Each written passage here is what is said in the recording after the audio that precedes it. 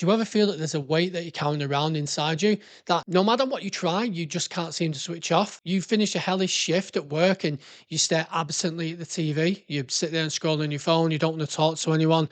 You lay awake throughout the night trying to sleep like you have 100 tabs in your brain open with nowhere to close them. Well, if that sounds like you, in this video, we're going to talk about stress and emotions in a way you've likely never thought of before. And this is a concept called trauma debt, and it's silently wearing you down even if you don't realize it. And the thing is, it isn't your fault. Okay, it's biology, it's a survival mechanism. And we're going to look at how to start repaying that debt back so you can live a stronger, happier, healthy life. And if you're new here, my name is Jay Dartmoor. I'm an ex police officer, hybrid athlete, and a best selling author. And on this channel, I help stop people who are in high pressure jobs from falling apart. And if you do want to work with me, there's a link in the description of this video. Okay, so every time we encounter something terrible or a time when we felt helpless, in danger, or out of control, we incur debts. This debt then accumulates inside our bodies. It sticks to us. And if you dismiss it or if you ignore it, it becomes like cement. It gets harder and harder to unclog and to chip away.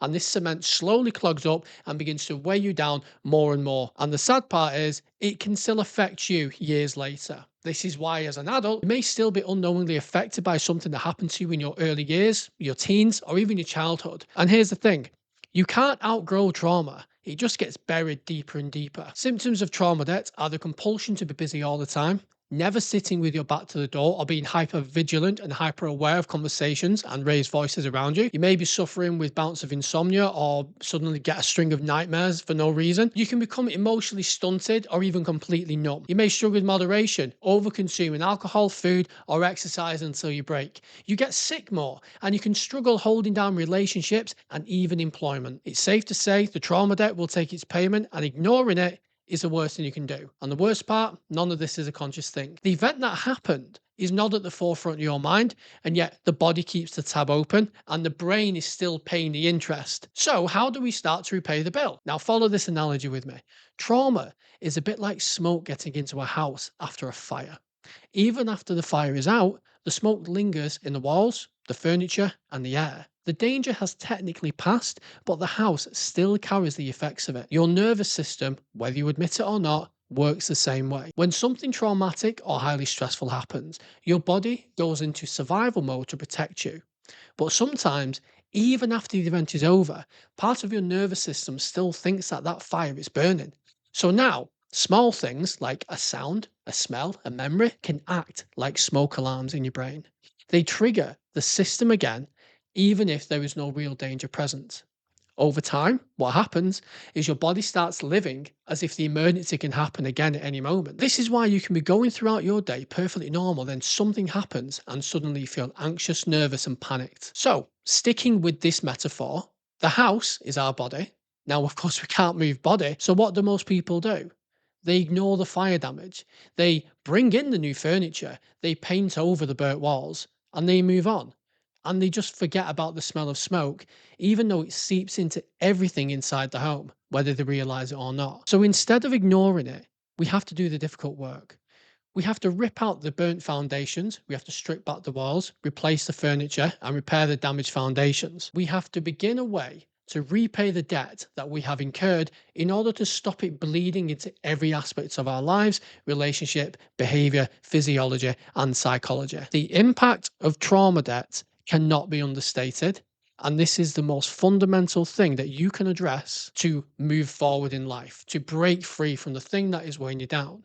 And that shit isn't easy, but it is critical. So the first thing I will suggest is always seek professional support from a licensed therapist. Maybe find one that works specifically in your industry, whether you're a first responder, you work in a high pressure situation, highly stressful job. Find someone who understands that. Outside of professional help, there are things you can do to start supporting yourself right now. The first one is movement.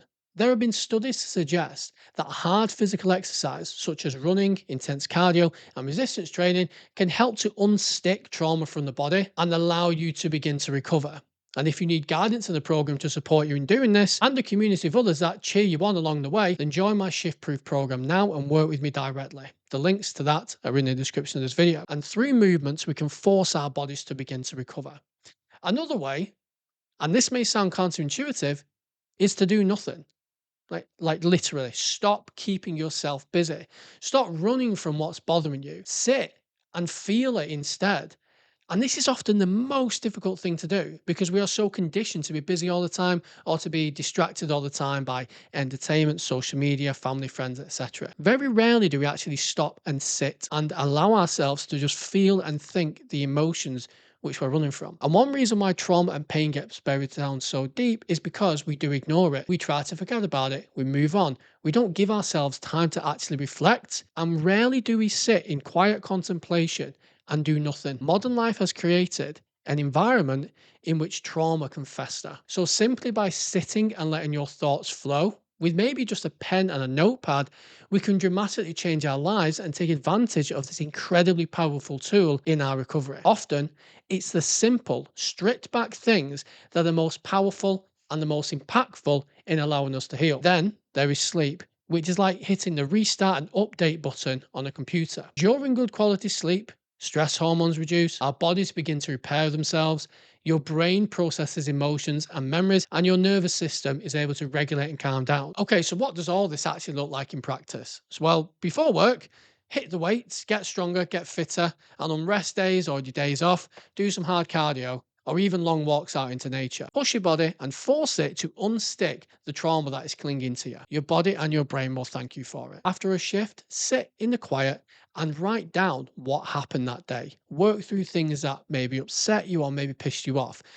And by doing this, you're stopping that trauma from burrowing deeper and you're stopping it from sticking. And like I said, consider seeking professional support if there are things that are still bothering you, even years on after they happened. You aren't just paying off the interest of the trauma, but instead, you're crushing the final balance one big chunk at a time. And sleep, prioritize sleep where you can. Sleep is vital to not just recovery, but mental recovery too. Of course, this is best case scenario.